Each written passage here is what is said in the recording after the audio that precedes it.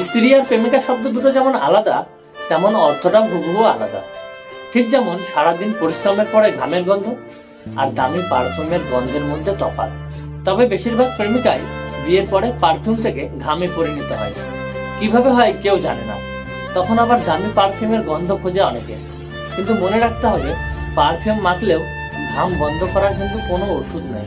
স্ত্রী মানে রোজকার দিনে ডাল ভাত, আলু ভাজা, যেটা খেয়ে তড়িঘড়ি আপনি অফিস যেতে পারবেন। আর প্রেমিকা অনেকটা রেস্টুরেন্টের মতো, যেখানে সবকিছু মনের মতো সাজানো থাকে। চাইলেই ইচ্ছা মতো খাবার পাওয়া যায়, কিন্তু সেই সামান্য কমফোর্ট পেতেও দিতে হবে মোটা টাকার বিল।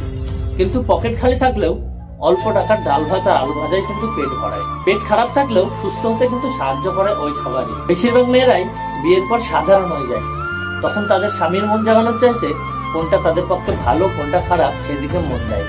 তারা বোঝেন সুগন্ধি না মাখলেও জীবন চলবে, কিন্তু ঘাম না বেরোলে মুশকিল আছে।